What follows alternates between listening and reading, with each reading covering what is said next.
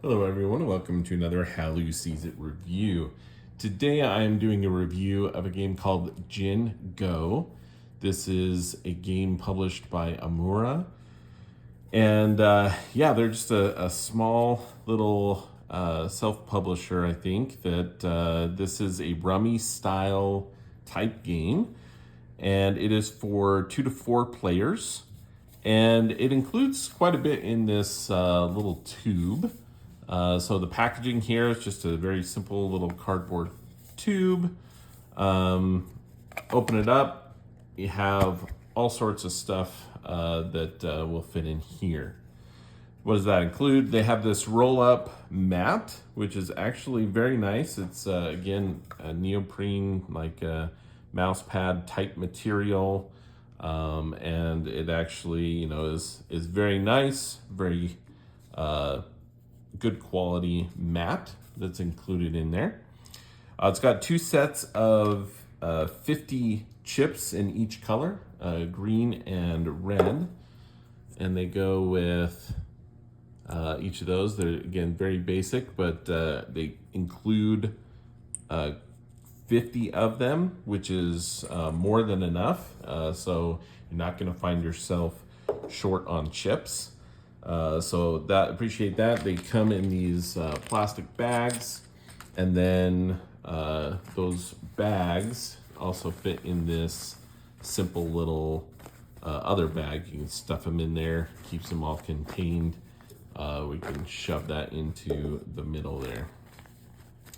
There's also one more bag. There's a few more tokens here.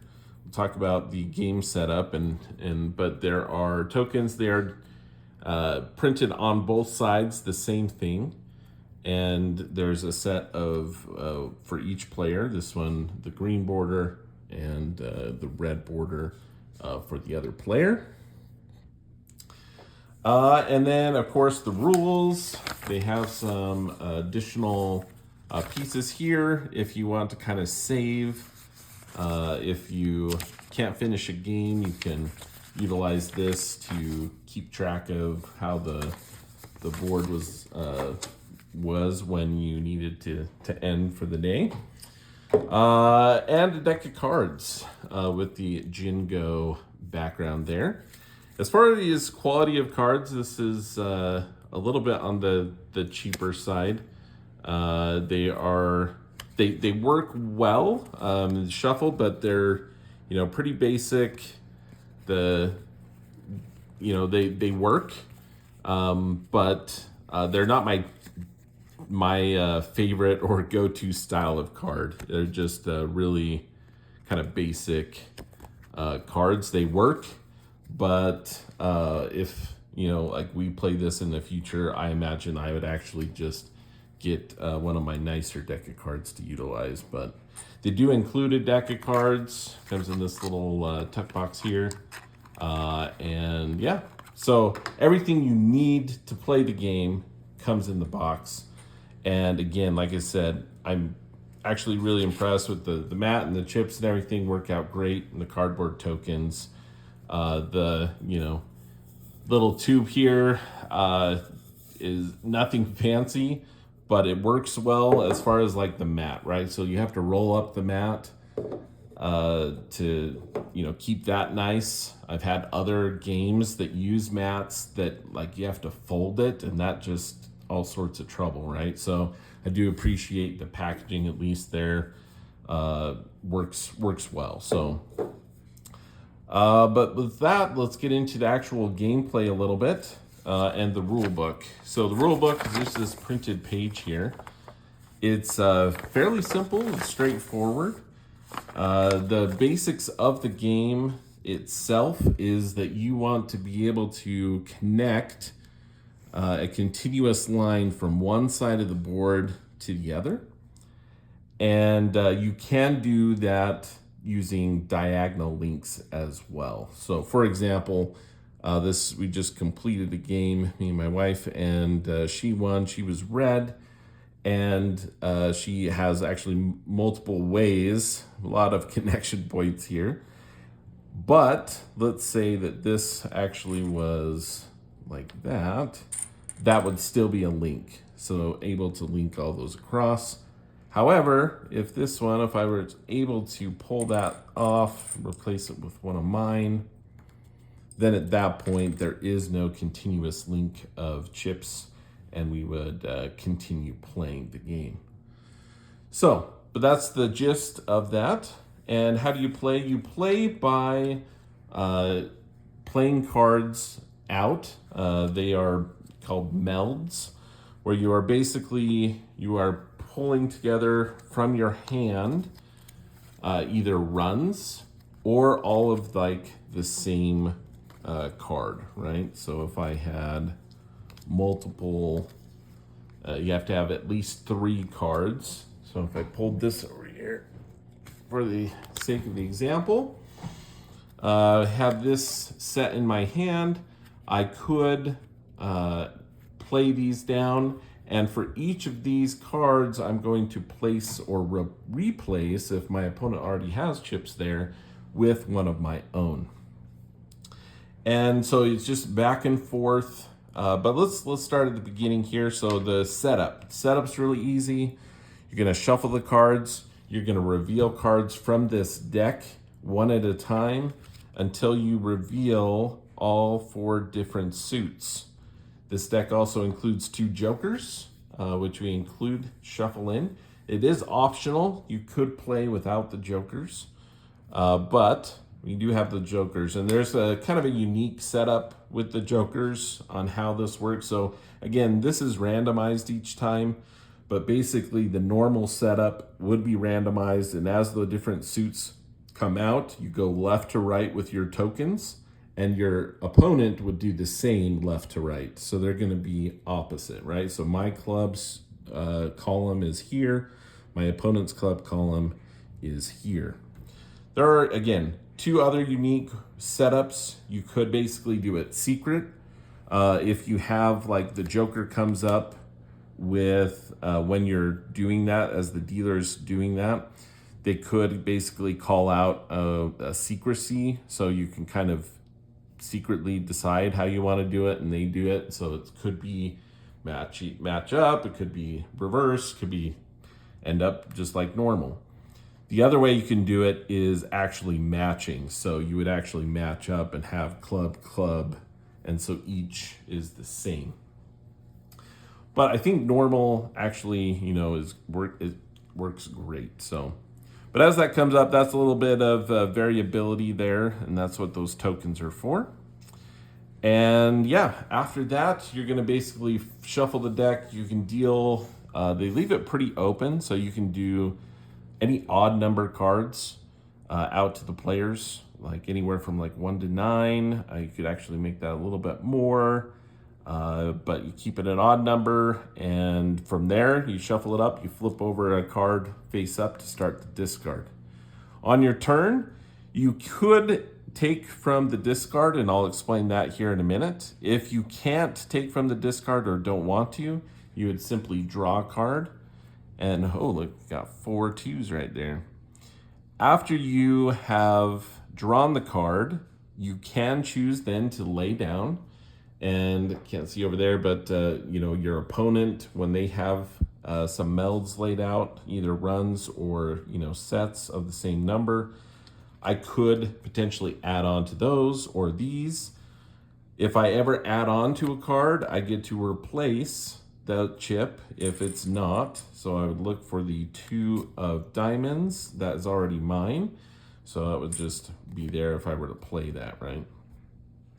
Or again, for this, I could lay these 4 down, replace all of my opponent's chips here with green.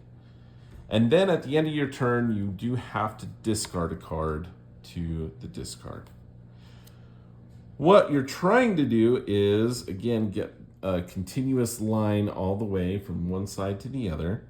But I also want to go out. You want to go out, and you need to go out. So my opponent or myself cannot win with a continuous line immediately. It doesn't end the game immediately. You have to end or finish that round, someone go out, meaning they get rid of all of their cards in their hand.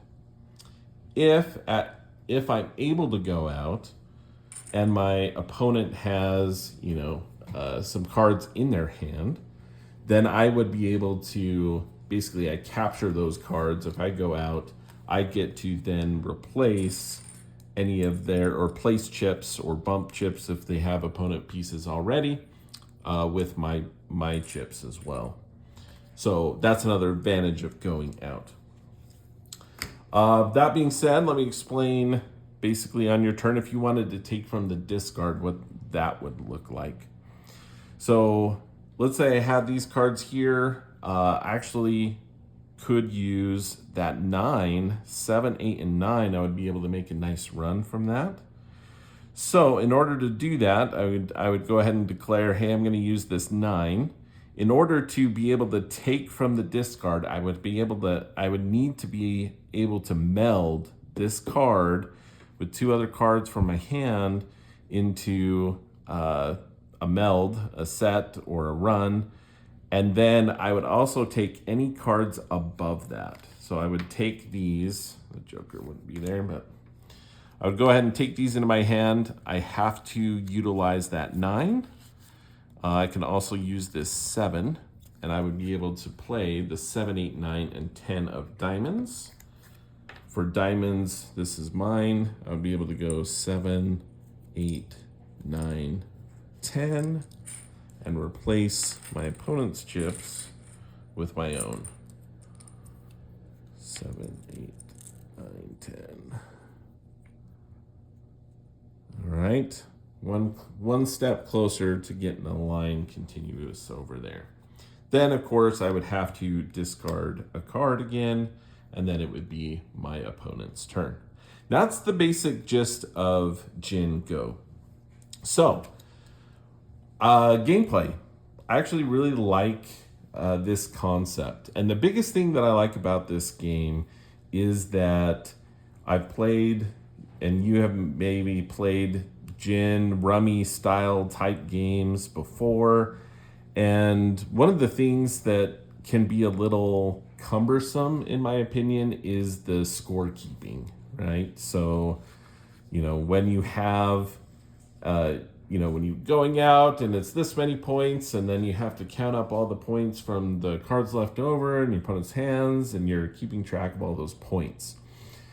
In Jin Go, it's all very visual and everything's really based off of this board, right? So I don't have to keep track of points. I'm just keeping track of the board.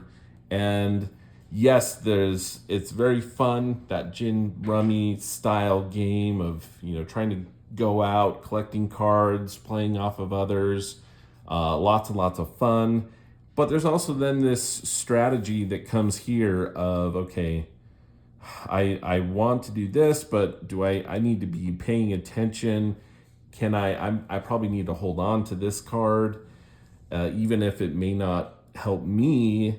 I can't lay this down because if they get it, it's going to help them have their connection.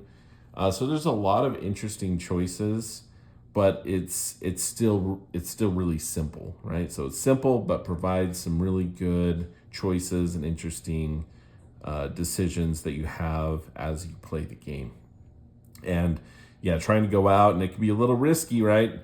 You take this whole pile, you take a bunch of cards from the discard, you may be able to meld a bunch, get a bunch of chips out there, but then you may have a bunch of cards in your hand that you wouldn't be able to play.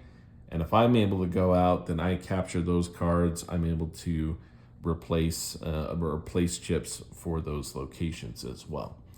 So a lot of interesting decisions based on that. And I love the mat, and the chips and everything works out great. Really, the only thing that I would change or update are the cards and the card quality there. Maybe the packaging, as far as the tube works great. It's very portable. Everything fits in there pretty snug with the cards and everything like that. I think they could do a box still with this rolled up in a different position of it. But this is probably, I think, to keep some of the costs down and things like that. So, but that's Jin Go. I think it's really fun. I'd like to thank Amura for sending a copy of the game for review so I could bring this to you today. And yeah, if you have any questions, comments about Jin Go, please put them in the comments below and I'll get to those when I have a chance. But very, very fun game here. Oh, I was going to talk about just I think Jin Go is a fun name. I got, the fun logo that they were able to build off of that. As far as relation to Go, you'll see it's not real. So Go is a ancient game about really controlling area. The tokens in Go are placed on the intersections, not on the squares. So there's not a ton of, yes, you have different tokens and you are trying to get to one side. But as far as that's kind of all there is as far as the relationship to Go. So, but again, thank you very much for watching. And that is how Lou sees it.